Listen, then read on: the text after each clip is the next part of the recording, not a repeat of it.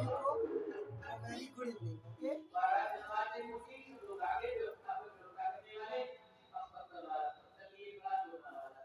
आज बच्चों हम लोग क्या पढ़ेंगे? हिंदी। आज हम लोग हिंदी स्टार्ट कर रहे हैं और आपको सेम टू सेम हूबहू ऐसे ही नोट करना है। पहले हम समझाएंगे, आपको नोट नहीं करना।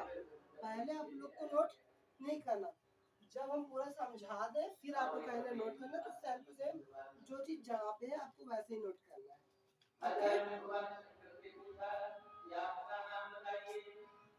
और हिंदी की जो फेयर कॉपी बनाइएगा तो प्लेन वाली बनाइएगा, लाइन वाली नहीं, एकदम प्लेन जो होते हैं ना पेपर, वो वाली कॉपी बनाइएगा। मिल जाते हैं जितने की, ठीक है, मिल जाते हैं। अब आप ही चलो देखो, अब आप समझिएगा। आज हम लोग बच्चों क्या स्टार्ट करने जा रहे हैं? हिंदी। क्या पढ़ने जा रहे हैं?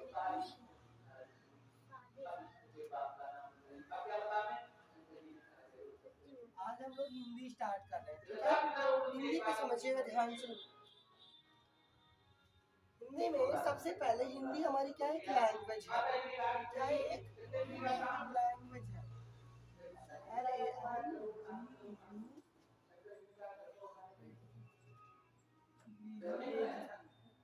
एक लैंग्वेज है। लैंग्वेज मतलब भाषा। आपको सिर्फ ध्यान समझते चलना है, इधर से उधर कुछ नहीं करना, हिलना डुलना तक नहीं है, ठीक? अब समझते चलिए, क्योंकि हम एकदम रिदम से बताते चलेंगे और फिर क्वेश्चन पूछेंगे, तो आपको क्वेश्चन का आंसर देना है और फिर जब हम बताएंगे तब आपको फिर राइट करना है, ठीक है? राइट करने के लिए आपको पर्याप्त समय। अच्छा, हिंदी हमारी क्या है? लैंग्वेज है, भाषा है। तो किसी भी लैंग्वेज को सीखने के लिए हमें क्या करना पड़ता है? हमें 3 चीजें सीखना पड़ता है। क्या करना पड़ता है? सबसे पहली बात, हमें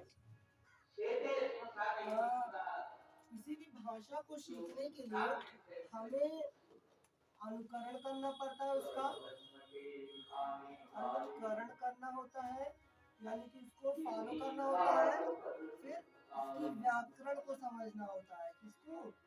और उसकी व्याकरण को समझना बहुत जरूरी है। और फिर तीसरा आता है अभ्यास करना। क्या आता है? अभ्यास। उसकी व्याकरण को जानना पड़ेगा, अनुकरण करना पड़ेगा और अभ्यास करना पड़ेगा। इन 3 चीजों से आपको भाषा का ज्ञान होता है, ठीक है? अच्छा, किसी भी अगर आपको लैंग्वेज को सीखना है तो सबसे ज्यादा जरूरी है उसकी क्या सीखना? उसकी व्याकरण को सीखना। तो व्याकरण क्या होती है ये समझेंगे। व्याकरण क्या होती है? व्याकरण, इसको हम इंग्लिश में क्या बोलते हैं? ग्रामर। अगर आप इंग्लिश कर ले तो इंग्लिश की भाषा सीखेंगे और हिंदी है तो हिंदी व्याकरण सीखेंगे। व्याकरण को इंग्लिश में क्या बोलते हैं? ग्रामर। अच्छा, व्याकरण क्या है? व्याकरण कैसे बना है? व्याकरण बना है विधन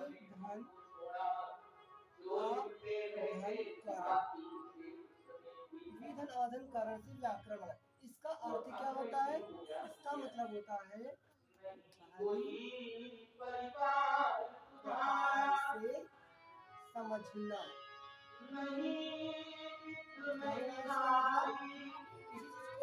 भली प्रकार से समझना, भाषा को अच्छी प्रकार से समझना व्याकरण कहलाता है। अच्छा, व्याकरण हुआ कैसे? कैसे व्याकरण समझते हैं? देखो, कैसे भली प्रकार समझना? किसी भी भाषा का उच्चारण करना,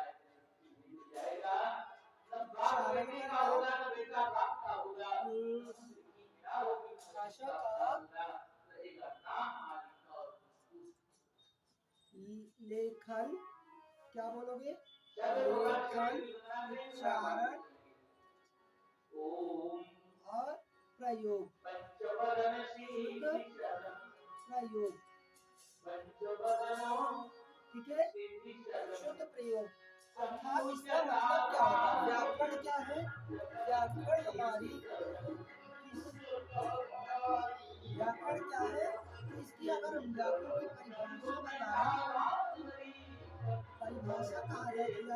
भाषा क्या होगी? आप कह सकते हो कि व्याकरण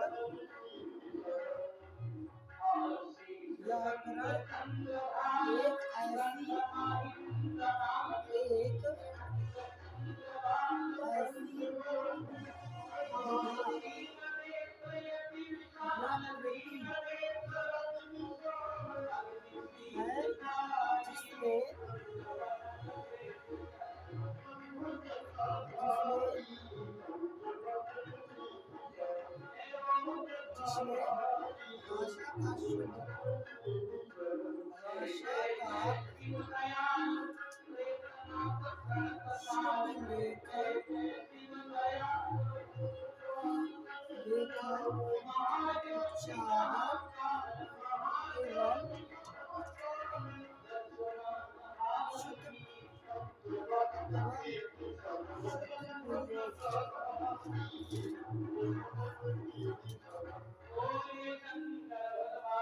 प्रयोग का ज्ञान लिखना नहीं है आपको प्राप्त होता है। ओके,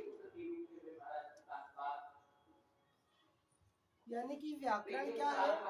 व्याकरण क्या है?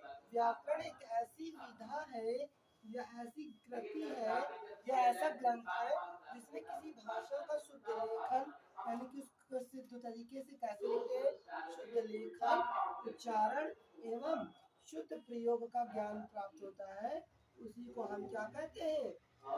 व्याकरण कहते हैं। ओके बच्चों, जब हमें शुद्ध तरीके से लिखना आ जाए, शुद्ध तरीके से बोलना आ जाए, शुद्ध तरीके से उस शब्द का प्रयोग करना आ जाए, उसी को व्याकरण कहते हैं। ठीक है, अच्छा व्याकरण में हम पढ़ेंगे क्या? तो व्याकरण में हमें पढ़ना है सबसे पहले व्याकरण में क्या क्या चीजें पढ़ेंगे। तो देखो व्याकरण जो है हमारा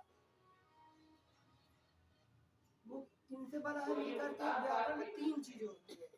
कितनी चीजें? तीन। नंबर 1 वर्ण, नंबर 2 शब्द और नंबर 3 वाक्य। ठीक है, वर्ण शब्द और वाक्य ये तीन होते हैं, तो समझिएगा। अच्छा वर्ण विचार होगा, फिर शब्द विचार और वाक्य विचार। ठीक है, व्याकरण तीन चीजों से मिलकर बनी है, वर्ण विचार, शब्द विचार और वाक्य विचार। अगर ये तीनों चीजें आपने पढ़ लिया तो पूरी व्याकरण आ गई और आपको पूरी लैंग्वेज आ गई। ठीक है, आया समझ में? तो वर्ण विचार क्या होते हैं? अब अच्छा वर्ण विचार समझो, वर्ण विचार किसे कहते हैं? वर्ण विचार को हम क्या कहेंगे? वर्ण विचार किसे कहते हैं? देखो वर्णों के शुद्ध लेखन, वर्णों के शुद्ध लेखन, शुद्ध उच्चारण एवं शुद्ध प्रयोग को वर्ण विचार कहते हैं। शब्द विचार क्या है? शब्दों के शुद्ध लेखन, उच्चारण और प्रयोग को शब्द विचार कहेंगे। वाक्य विचार क्या है? वाक्यों के शुद्ध लेखन और उच्चारण और शुद्ध प्रयोग को वाक्य विचार कहेंगे। ओके, नहीं सब में विचार है। अच्छा अच्छा अच्छा, वाक्य विचार, गुड, वेरी गुड। वर्ण विचार, ठीक है, तो वर्ण विचार समझ में आया। वर्णों के सही लेखन, उच्चारण एवं प्रयोग को वर्ण विचार कहलाता है। ठीक है, हम इसमें शॉर्टकट में क्या बोल सकते हैं? वर्णों का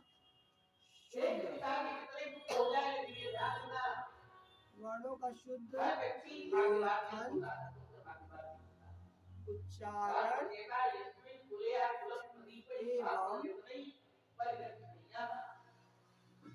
एवं प्रयोग के ज्ञान को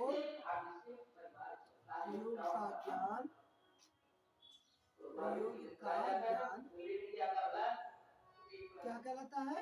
वर्ण विचार कहलाता है। इसी का प्रयोग का ज्ञान क्या कहलाता है? वर्ण विचार कहलाता है। अच्छा वर्ण विचार, अब हम सबसे पहले व्याकरण में क्या पढ़ेंगे? वर्ण विचार। वर्ण विचार में भी देखो ध्यान से बताइए बच्चों। अच्छा, वर्ण विचार है। वर्ण विचार में हम क्या क्या पढ़ेंगे? वर्ण किसे कहते हैं? वर्ण का मतलब होता है कैरेक्टर, ठीक है। अब हम सबसे पहले क्या पढ़ते हैं? वर्ण विचार। वर्ण में सबसे पहले वर्ण विचार में वर्ण मतलब इंग्लिश में क्या बोलते हैं? इंग्लिश में बोलते हैं कैरेक्टर। क्या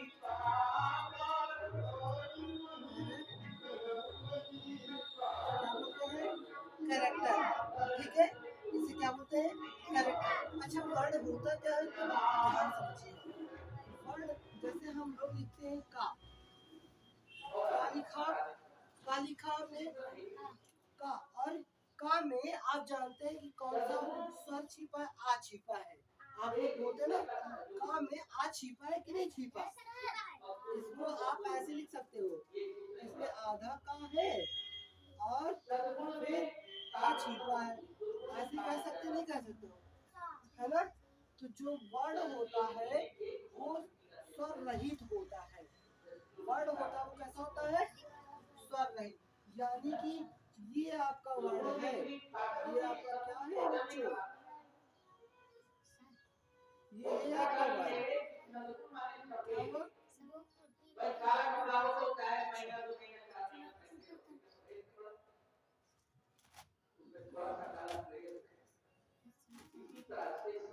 ठीक है। ये है हमारा वर्ण। आया समझ में? वर्ण में जो होता है स्वर, कोई भी कुछ भी जुड़ा नहीं होता है। आधी चीजें जैसे कभी हम आधा का लिखते हैं ऐसे, ऐसे का आधा का लिखते नहीं लिखते, तो यही हमारा वर्ण है। ओके, आया समझ में? अच्छा, तो वर्ण विचार में हम क्या क्या पढ़ेंगे? सबसे पहले देखो, हाँ सबसे ज्यादा जरूरी ये कॉन्सेप्ट बहुत पूछा जाता है कि कितने हमारे वर्ण होते हैं। यानी कि पूछा जाता है, बहुत बार क्वेश्चन पूछा जाता है कि बहुत बार क्वेश्चन कैसे पूछते हैं कि वर्णों की संख्या कितनी होती है, सबसे छोटी इकाई क्या होती है। किसी भी भाषा की सबसे छोटी इकाई क्या होती है? ऊंचाई, ठीक है। तो सबसे छोटी इकाई आप ध्यान से लीजिएगा, जो भाषा की, ये आप हमेशा याद रख लीजिएगा, भाषा की सबसे छोटी इकाई कौन सी? सबसे छोटी इकाई। वो भी कैसे? अगर हम बोले सबसे छोटी इकाई कैसे कौन सी हो सकती है? मतलब भाषा क्या है? सुनो, व्याकरण क्या है?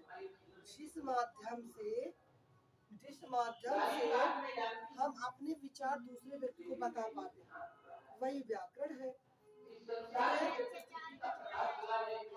व्याकरण क्या होता है?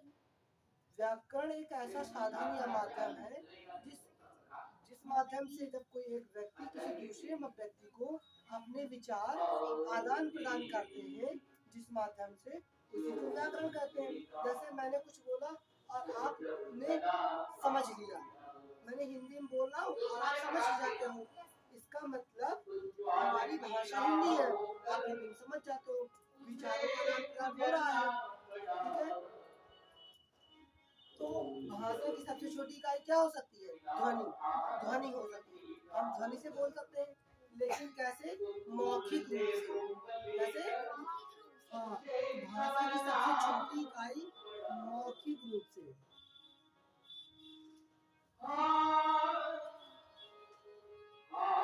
मौखिक रूप से कौन सी होगी? ध्वनि। कौन सी होगी बच्चों? ध्वनि। लेकिन अगर पूछे कि भाषा की सबसे छोटी इकाई कौन सी होगी, अगर भाषा पूछे कि भाषा की सबसे छोटी इकाई, अगर पूछे सबसे छोटी इकाई, तो आप क्या बताओगे? तो आप बताओगे वर्ड। क्या बताओगे? वर्ड। ये मौखिक नहीं है, ये लिखित रूप है। वर्णों को हमें लिखना पड़ता है ना, लिखित रूप से है, ठीक है। अगर लिखित रूप से भी पूछे तो भी आप बता सकते हैं, ठीक है। और अगर छोटी इकाई पूछे कि भाषा की छोटी इकाई कौन सी होती है तो आप क्या बताओगे, वर्ड। छोटी इकाई भी अगर पूछता है, छोटी इकाई भी यदि आपसे पूछ रहा है तो आप क्या बताओगे बच्चों, वर्ड। भाषा की सबसे छोटी इकाई क्या होती है, वर्ड। ओके, अच्छा, फिर अर्थ के आधार पर भाषा, अब वर्ड का तो कोई मीनिंग होता नहीं है, अर्थ के आधार पर कौन होती है सबसे छोटी। क्वेश्चन ये कह सकता है कि अर्थ के आधार पर सबसे छोटी बताओ, तो अर्थ के आधार पर दो चीजें हो सकती है, शब्द और वाक्य। अर्थ के आधार पर भाषा की जो सबसे छोटी इकाई हो सकती है वो क्या हो सकती है, दो हो सकती है, शब्द और वाक्य। तो जो शब्द होगी वो छोटी होगी और वाक्य जो होगा वो बड़ी हो जाएगी, यानी कि अर्थ के आधार पर छोटी इकाई कौन सी हो जाएगी, शब्द, और बड़ी इकाई वाक्य। ओके, तो हम लिख सकते हैं कि अर्थ के आधार पर,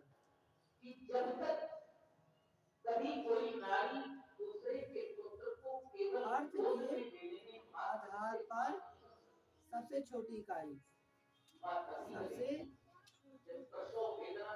छोटी इकाई क्या होगी बताओ, अर्थ के आधार पर सबसे छोटी इकाई क्या होगी, कौन सी होगी बताओ, शब्द, शब्द होगी ना। एक तो शब्द होगी, वाक्य कई शब्दों से मिलके बनता है, वाक्य कई शब्दों से मिलके बनता है, इसलिए वाक्य बड़ी हो गई। और बड़ी इकाई कौन सी हो गई, बड़ी इकाई हमारी वाक्य हो गई और छोटी इकाई हमारी क्या हो गई, ओके। अच्छा, अब इसी तरीके से पूछता है, ये अर्थ के आधार पर हो गया, आगे समझ में ये चीजें समझ में आया, ध्वनि, वर्ण, शब्द और वाक्य, ठीक। ये क्वेश्चन जरूर पूछता है, आपको ये चीजें आपको जरूर अपने दिमाग में बैठा लेनी है, ओके बच्चों। अच्छा, हम पढ़ रहे थे वर्ण विचार, हम क्या पढ़ रहे थे, वर्ण विचार। तो वर्ण विचार,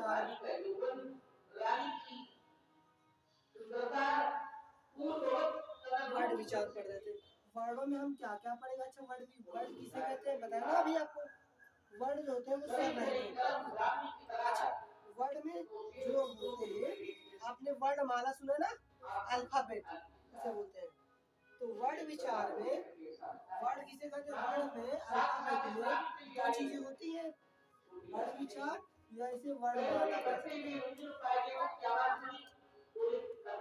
क्या कह सकते हैं, वर्णमाला। इसको इंग्लिश में क्या बोलते हैं, अल्फाबेट,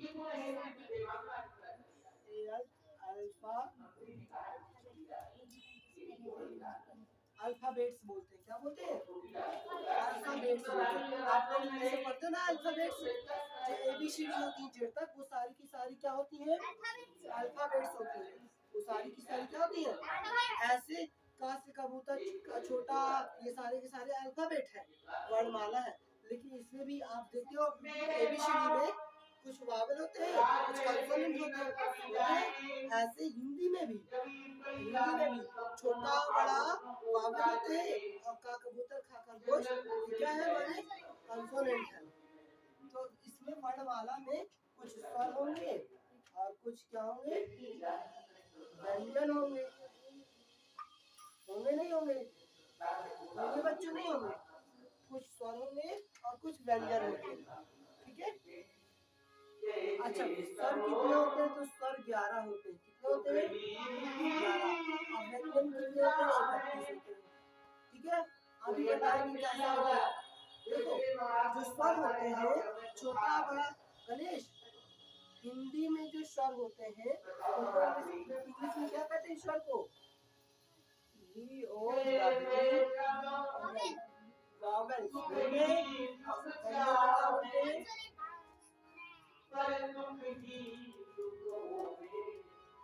कॉन्सोनेंट, क्या बोलते हैं, कॉन्सोनेंट। तो हिंदी में जो वावल होते हैं वो कौन होते हैं, देखो, छोटा आ, बड़ा आ, छोटी, बड़ी, छोटा ऊ, बड़ा ऊ, ए, बड़ा ऊ के बाद उसके बाद ए, आए, ओ, आओ। अंग आहा हमारे वो नहीं है, अंग और आहा हमारे स्वर नहीं होते, उनको आयोगवाह कहते हैं। क्या है, आयोगवाह है। अंग और आहा हमारे आयोगवाह, अंग आहा ये दोनों हमारे कौन है, आयोगवाह,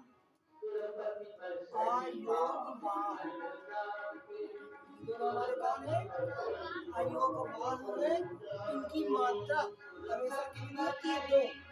इनकी मात्रा जो होती है हमेशा क्या होती है, इनकी मात्रा हमेशा दो होती है।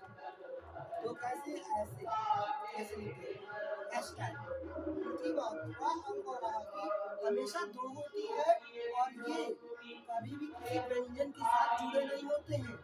आयोगवाह जो होते हैं वो कभी भी किसी व्यंजन के साथ जुड़े नहीं होते, तो व्यंजन के साथ जुड़े नहीं होते, व्यंजन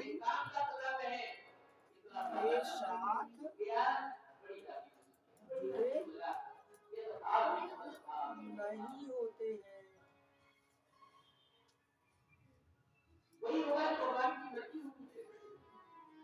किसी भी व्यंजन के साथ ये जुड़े नहीं होते हैं। अब आपको समझ में आया, अंग आहा आपकी क्या है, अंग आहा आपकी क्या है, आयोगवाह। आपके सिर्फ स्वर कितने होते हैं, 1 2 3 4 5 6 7 8 9 10 11 स्वर होते हैं, ठीक है। कॉन्सोनेंट कितने होते हैं, वो हम जब कॉन्सोनेंट पढ़ेंगे जब बताएंगे, ठीक है। तो आज हम सिर्फ स्वरों के बारे में जानेंगे पहले तो, ठीक है। आप इसको पहले इसको नोट कर लीजिए, ओके बच्चों। और अच्छा, अभी नोट करने से पहले आप लोग क्वेश्चन मुझे बताओगे, आप लोग क्या बताएंगे, हमें क्वेश्चन का आंसर दीजिए। अच्छा ये बताइए, किसी भी भाषा को सीखने के लिए क्या क्या चीजें जरूरी है, नहीं, किसी भाषा को सीखने के लिए उसको फॉलो करना जरूरी है, उसकी व्याकरण को जानना जरूरी है, और अभ्यास करना जरूरी है, प्रैक्टिस करना। अच्छा ये बताइए, व्याकरण किसे कहते हैं, व्याकरण किसे कहते हैं, यानी कि किसी भी भाषा का शुद्ध लेखन, प्रयोग करना, उच्चारण शुद्ध तरीके से आना लगे, शुद्ध बोलना आने लगे, ठीक है, शुद्ध लिखना आने लगे, शुद्ध सही जगह से प्रयोग करना आने लगे, तो उसे व्याकरण कहते हैं। और व्याकरण क्या, अभी लिखिए मत, अभी मुझे आंसर दो। अच्छा ये बताओ, वर्ण विचार में हम क्या क्या चीजें पढ़ेंगे, अच्छा ये बताओ, वर्ण विचार में हमारे अर्थ के आधार पर, अर्थ के आधार पर सबसे छोटी इकाई कौन सी होती है, अच्छा भाव के आधार पर या अर्थ के आधार पर सबसे बड़ी इकाई कौन सी होती है, भाव या अर्थ के आधार पर सबसे बड़ी इकाई कौन सी हो जाएगी, क्या हो जाएगी, सबसे छोटी इकाई कौन सी होती है, भाषा की सबसे छोटी इकाई कौन सी होती है, कौन सी होती है, वर्ड होती है, ठीक है। और अगर उससे भी छोटी कौन सी होती है, तो ध्वनि, लेकिन वो लिखित नहीं होते हैं, लेकिन वो समझ में है, इतना नोट कर लीजिए। चलिए नोट कर लीजिए।